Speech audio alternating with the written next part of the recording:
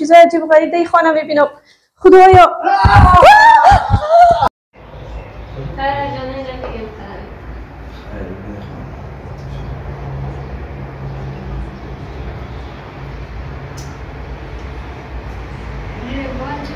جنجال داری او بچه. حالا موبایل خودت چی شد که موبایل اشتگاه میگیری؟ موبایل من در 4 زدگی است. موبایل در 4 زدگی است. خب بانک گیمشه بزنه دیگه.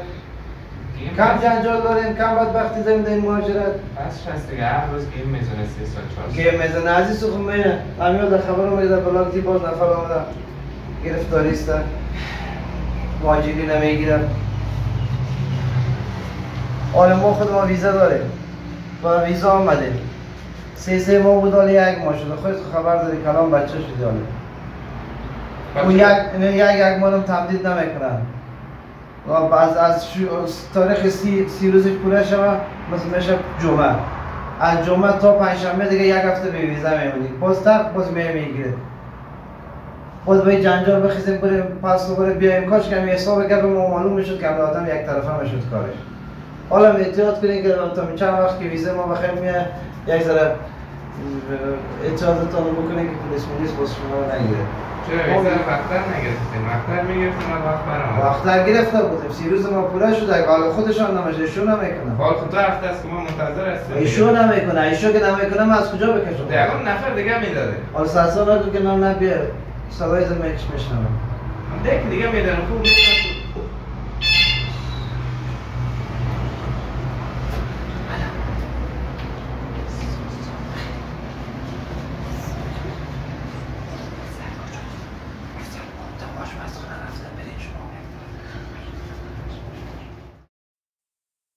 هستن زن رو جواب نمیدن.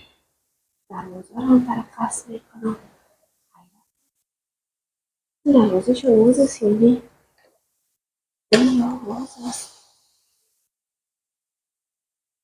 همسایه مرسل کجا هستی؟ ما اومدیم پشت اتویتان. کجا هستم؟ چی هست؟ مرسل کجا هستین جان خالش؟ ما آمدیم که اما اتویتان رو بسم الله بسم الله. ولی از اینا چیزهای عجیب معلوم میشه. خدا خیر کجا باشن اینا؟ چی شده باشن؟ اون سعی کنم اگر اینجا اتو باشن.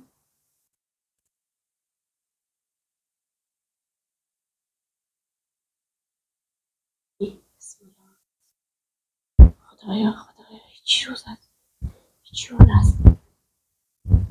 چی گرم شده؟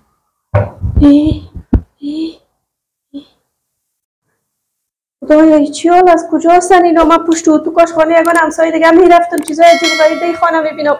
خدایا